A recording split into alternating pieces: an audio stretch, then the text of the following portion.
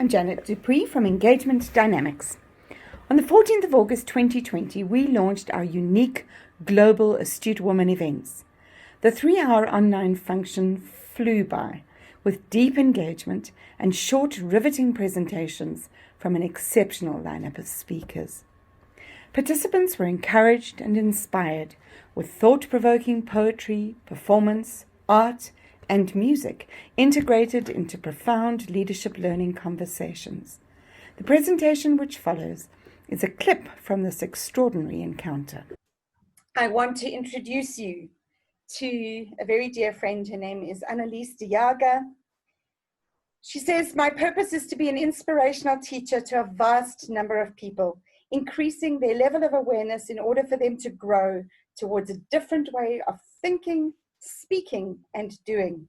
She is known for her excellent leadership, business skills, innovative ideas, for which she has won numerous awards. She is an inspirational teacher and motivator with the aim of long-term change in the people and groups she works with. She is an expert in the charity sector of South Africa.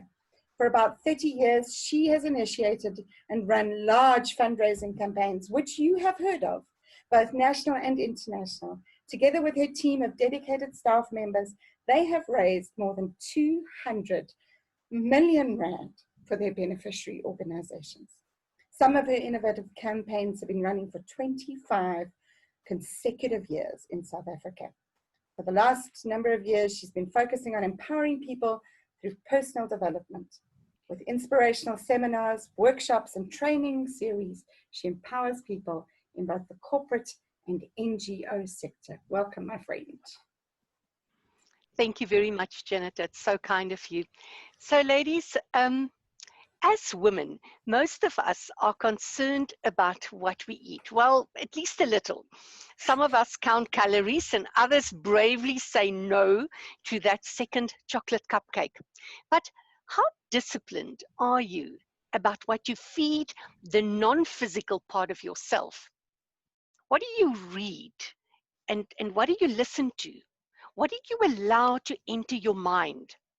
Our thoughts are formed by what we allow into our minds.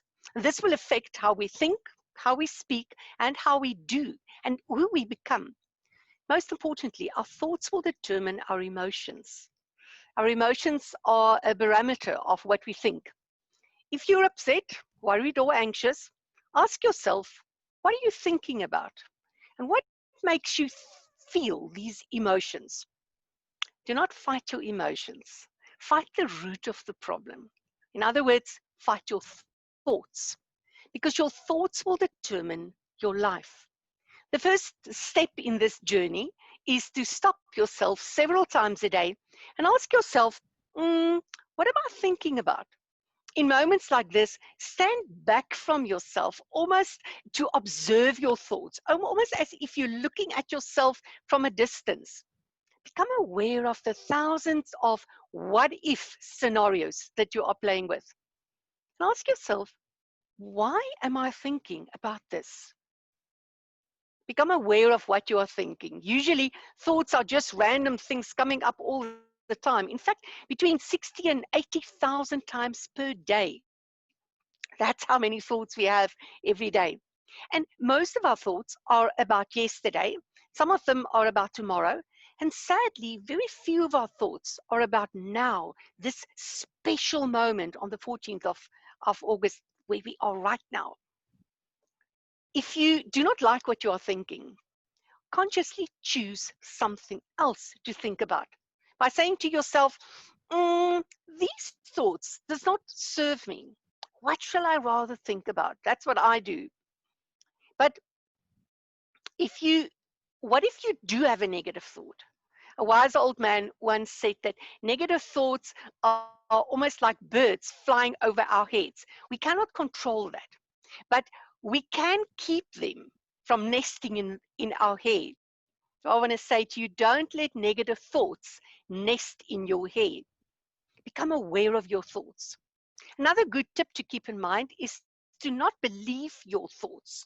Your thoughts will tell you that you are fat, that you're going to fail with this brand new venture, and that rejection is just around the corner. Because you see, our mind just loves to make up stories.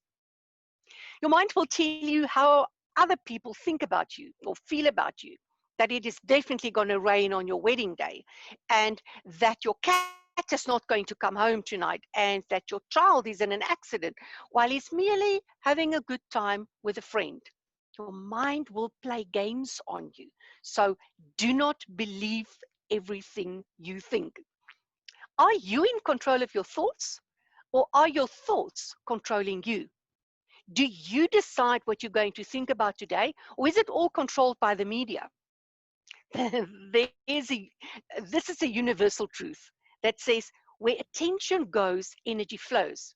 This applies to both good and bad. If you focus on what you do not have, you will have more of that. If you focus on what you want to have, you will have more of that. Whatever you choose to focus on is what will materialize in your life. And now that is not my wisdom. It's just the laws of the universe as old as the Bible. I am a very enthusiastic motorbike rider. And one of the first things that you learn when riding a bike is not to focus on the pothole or the rock that you see in the road. Be aware of it, but then take your eyes off it, away from it. Don't look at it. If you are fixed on the pothole, you will hit it. So Janet chose the title Thoughts for Life for this section, and she could not have said it better, because thoughts will give us life, but thoughts will also steal our life. I'm sure you've heard about the placebo effect, and what is that different than from what I've just said? The work of Dr. Caroline Leaf show us clearly that beyond any shadow of a doubt, scientifically, that negative thoughts causes brain damage. Yes, our thoughts, our so-called software, can damage the brain cells, the hardware of our bodies. So it comes almost natural to spend time and money on our bodies, to go out shopping. But how much do we invest in our minds, the renewal of our minds, raising our level of awareness about ourselves and about the world around us to become more? So come on, ladies, rather than take that second cupcake and than listening to negative friends' doom and gloom stories. Rather eat a piece of chocolate than watching the news, especially now during our COVID period. Why not buy a good book instead of the newspaper? Take responsibility for your thoughts. And I want to challenge you this morning to choose life and make sure that you have thoughts for life.